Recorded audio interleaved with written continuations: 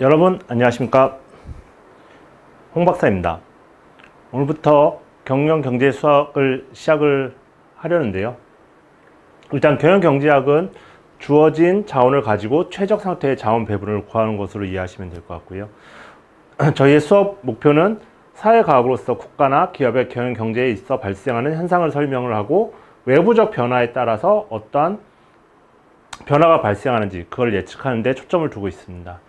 예를 들면 수요가 증가하는 경우에 기업의 판매량은 얼마나 증가할 것인가, 기업이 만약에 공급을 줄인다면 이 가격은 도대체 얼마나 올라갈 것인가, 그리고 정부가 만약에 지출을 감소한다면 실업률은 얼마나 올라갈 것인가, 마지막으로 주식, 채권, 파생상품 포함해서 금융상품을 가치를 산출해야 하는데 이 가치는 도대체 얼마인가. 지금 제가 말씀드리는 와중에 얼마란 표현을 많이 썼는데요. 이 얼마나는 결국에 숫자일 것이고 이 숫자에 대해서 공부를 해나가 보도록 하겠습니다. 마지막으로 이런 걸 하는데 결국에는 모형이 필요한데 수요 공급 함수 및 국민소득 모형 같은 게 필요할 것이고 자산 가치를 산출하는 데 있어서 CAPM이나 APT 같은 에셋 프라이싱 모형이 필요할 겁니다. 그리고 마지막으로 파생 상품을 적정 가격을 산출한다면 블랙쉔 조합 같은 옵션 프라이싱 모형이 필요합니다. 이러한 것들에 대해서 수학적으로 어떻게 설명을 하냐 봤을 때 결국엔 이 모형에 들어가는 게 수학식일 것이고요. 이런 것들을 공부하기 위해서 함수, 행렬, 미적분학 등의 수학적 도구가 필요합니다. 마지막에는 결국에는 블랙쇼즈 모형이 이렇게 나올 것인데 꽤나 많이 복잡한 모양입니다.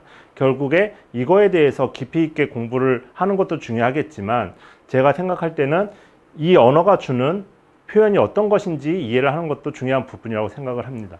그래서 이번 강의의 목표는 사회 현상을 설명하는 데 있어서 모형을 설정을 하고 그 모형을 이해하는데 실제적으로 필요한 간단한 수학적 언어를 공부하는 것에 목표를 두겠습니다.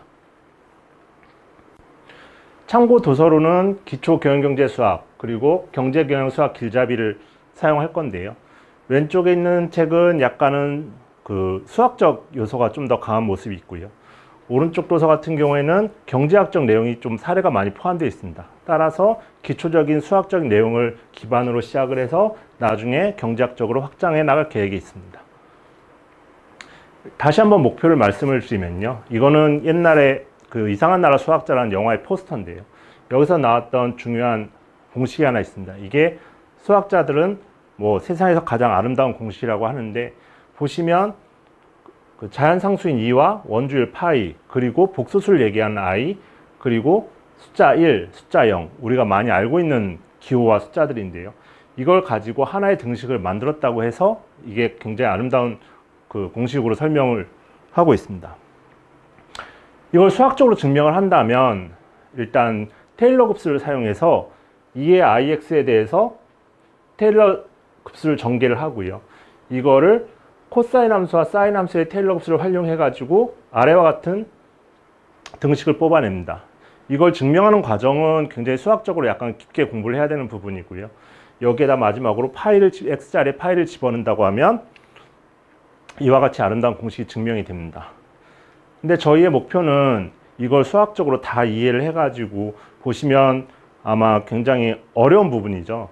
이거에 대해서 이해를 한다기보다는 결국에는 아름다운 공식이 이런 게 있다더라 정도, 그리고 이걸 보는 데 있어서 거부감이 없을 정도가 이번 강의의 목표입니다.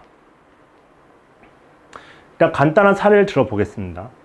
저희 매일 점심을 먹을 때 친구 둘이 점심을 먹을 텐데요. 이제 3만 원을 가지고 있습니다. 돈이 3만 원 있을 때 메뉴판을 봤더니 짜장면과 짬뽕 볶음밥은 식사료는 5천 원이고 이제 탕수육 소짜가 만 원, 대짜가 2만 원인데요.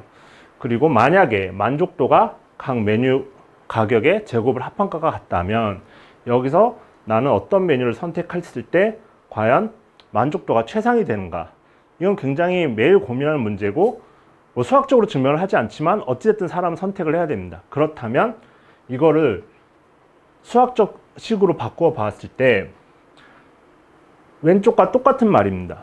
다음 함수에 대하여 제약 조건이 x 플러스 y가 3만 원보다 작을 때 예산이 3만 원보다 작다는 얘기죠.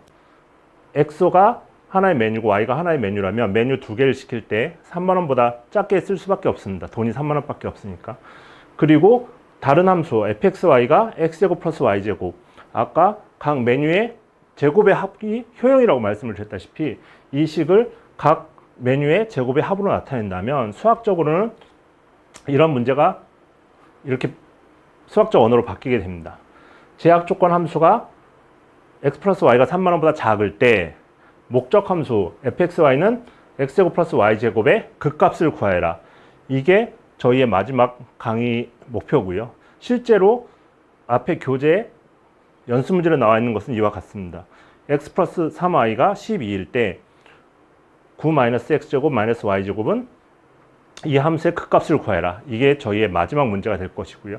이게 지금은 풀 수 없는 문제겠지만 저와 같이 수업을 하나, 둘, 셋, 넷 진행해 가시다 보면 마지막에는 이러한 문제를 풀 것이고 앞으로 메뉴 선정의 함에 있어서도 이러한 수학적 언어를 사용하실 수 있지 않을까 기대해 봅니다.